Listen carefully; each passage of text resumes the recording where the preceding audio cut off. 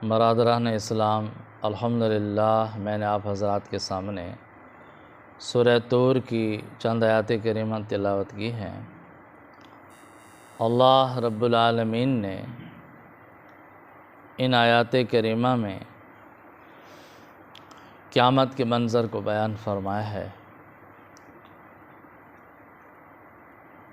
گزشتہ درس میں آپ حضرات نے سنا ہے کہ اللہ تعالیٰ نے سورہ طور کی ابتدائی آیات کریمہ میں چند چیزوں کی قسم اٹھائی ہے اور پھر ارشاد فرمایا ہے، ان عذاب ربک لواقع، یقیناً آپ کے رب کا عذاب واقع ہو کر رہے گا، مجرموں پر عذاب آ کر رہے گا، ما لہ من دافع، کوئی نہیں جو اسے ہٹا سکے، جو اسے روک سکے۔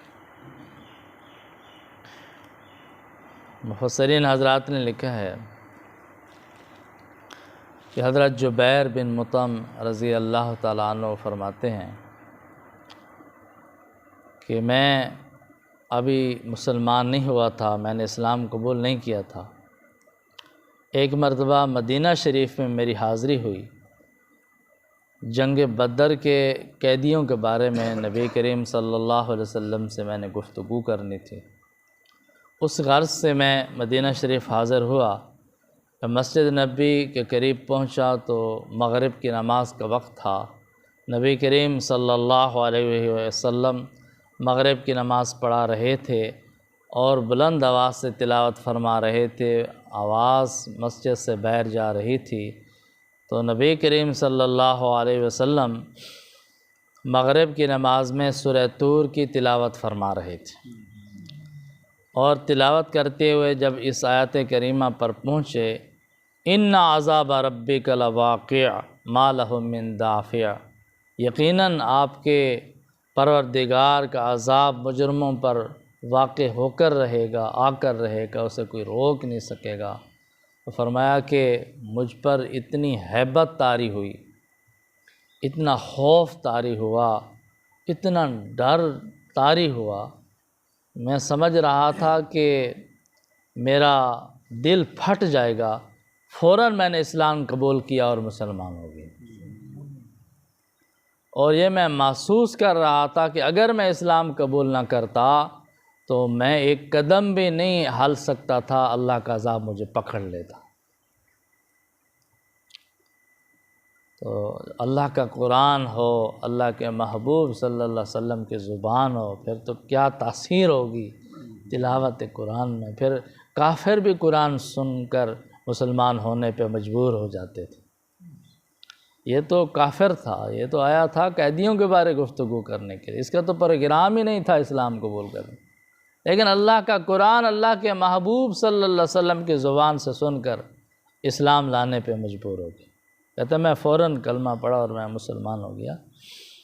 تو یہ وہ آیات کریمہ ہے سورۃ طور کی۔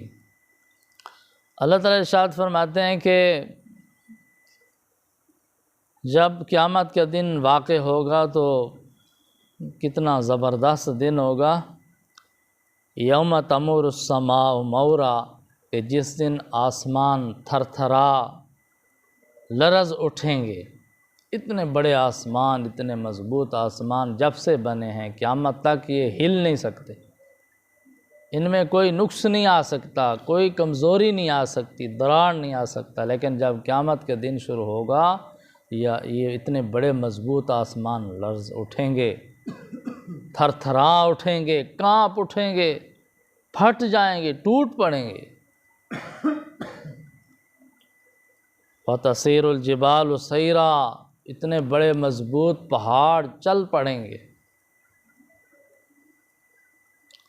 جس طرح ریت کے ڈھیر ہوتے ہیں، ہوا آتی ہے، آندھی آتی ہے، وہ ریزہ ریزہ ہو کر اڑ جاتا ہے، بکھر جاتا ہے۔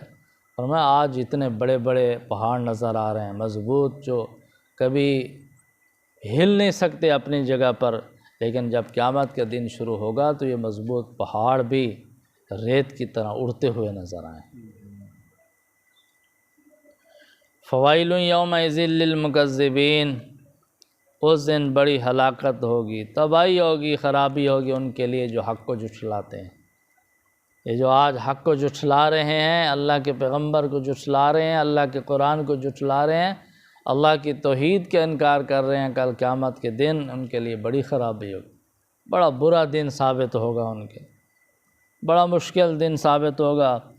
الذین هم فی خوض یلعبون، جو لوگ فضولیات میں مبتلا ہو کر ڈوب کر کھیل رہے ہیں، اللہ کا نبی اللہ کا قرآن سنا رہا ہے، یہ کھیل تماشوں میں مشغول، توجہ ہی نہیں کرتے، غور ہی نہیں کرتے کہ ہمارے پاس کون آیا ہے، کیسی کتاب آئی ہے، کیسا کلام آیا ہے، پرواہ ہی نہیں کرتے، اپنے مشغولوں میں مشغول ہیں۔ فرمایا قیامت کے دن ان کے لیے بڑی خرابی ہوگی۔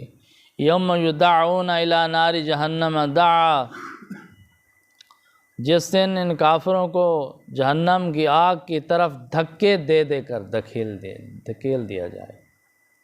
یہ خوشی سے تو نہیں جائیں گے جہنم کی طرف، بھاگیں گے، دوڑیں گے، نہیں ہم نے نہیں جائیں، فرشتے ان کو دھکیل کر ڈالیں گے جہنم، دھکے دے کر ذلیل اور رسوا کر کے جہنم کی آگ میں ڈال دیں گے، اور کہیں گے ھذہ النار التی کنتم بہا تکذبون، یہ ہے وہ جہنم کی آگ جس کا تم انکار کرتے تھے، یہ ہے جہنم کی آگ جس کی تکذیب کرتے تھے، جس کو تم جھٹلاتے تھے۔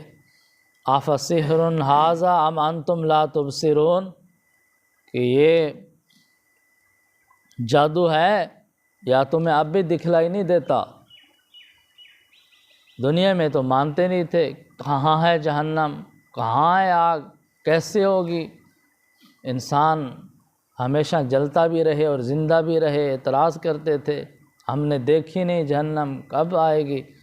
فرمایا اب دیکھ لو، تم کہتے تھے اللہ کے پیغمبر نعوذ باللہ من ذالک جادوگر ہے، یہ جادوگری کی باتیں کرتا ہے، آپ دیکھ لو یہ جادو ہے کہ حقیقت ہے؟ اب جہنم سامنے ہوگی، جہنم کی آگ بھڑک رہی ہوگی، وہ مفسرین نظارت فرماتے ہیں کہ فرشتوں نے اس کو زنجیروں سے باندھا ہوا ہوگا جہنم کو، وہ تو زور لگائے گی کہ میں کافروں کو ہڑپ کر لوں، جلدی اپنی لپیٹ میں لے لوں، ان کو کھینچنے کی کوشش کرے گی۔ تو اللہ تعالیٰ کی طرف سے فرشتے کہیں گے ہاں یہ ہے وہ جہنم کی آگ جس کو تم انکار کرتے تھے، اب دیکھ لو حقیقت ہے یا جادو ہے، اب بھی تمہیں نظر آ رہا ہے یا نہیں آ رہا؟ اصلوہا فاصبروا او لا تصبروا سواء علیکم، داخل ہو جاؤ اس جہنم کی آگ میں، پھر اس کے بعد تم صبر کرو یا نہ کرو تمہارے لیے برابر ہے، چیخو یا نہ چیخو، شور مچاؤ یا نہ مچاؤ، اب تمہارے لیے برابر، رو دھو، چیخو، پکارو، چپ کر کے بیٹھ جاؤ، خاموش ہو جاؤ، کوئی فرق نہیں پڑتا، کوئی پرواہ نہیں ہے اللہ کو، اب تو اللہ کی طرف سے عذاب بھگتنا پڑے گا۔ دنیا کی زندگی مہلت تھی، وہاں توبہ کرتے تو قبول ہو جاتی، وہاں روتے تو آپ کا رونا قبول ہو جاتا، وہاں اللہ کے سامنے گڑ گڑاتے تو قبول ہو جاتا، اب نہیں، اب جو مرضی ہے کرو، شور مچاؤ تمہاری مرضی ہے، خاموش رہو تمہاری مرضی، صبر کرو نہ کرو تمہاری مرضی ہے، تمہارے لیے برابر ہے۔ انما تجزون ما کنتم تعملون، تمہیں انہی اعمال کا بدلہ دیا جائے گا جو تم کرتے تھے، تم پر کوئی ظلم نہیں ہوگا، زیادتی نہیں ہوگی، تمہارے اپنے اعمال کا بدلہ ہے، تم نے دنیا میں کفر کیا، شرک کیا، نافرمانی کی، گناہ کیے، انہی کی سزا ہے، تمہارا اپنا کردار ہے جو جہنم کی آگ کی صورت میں نمودار ہے۔ تو اس وقت فرمایا بڑی خرابی ہوگی ان تکذیب کرنے والوں کے لیے، لیکن کوئی پھر اس وقت افسوس حسرت فائدہ نہیں دے گا۔ آج وقت ہے، دنیا کی زندگی میں توبہ کر لیں، اللہ کو راضی کر لیں تو انشاءاللہ دنیا آخرت کی کامیابی اور نجات حاصل کر سکتے ہیں۔ تو دعا ہے کہ اللہ تعالیٰ ہم سب کو قرآن کریم کی ہدایات پر عمل کرنے کی توفیق عطا فرمائے۔ وآخر دعوانا الحمد للہ رب العالمین۔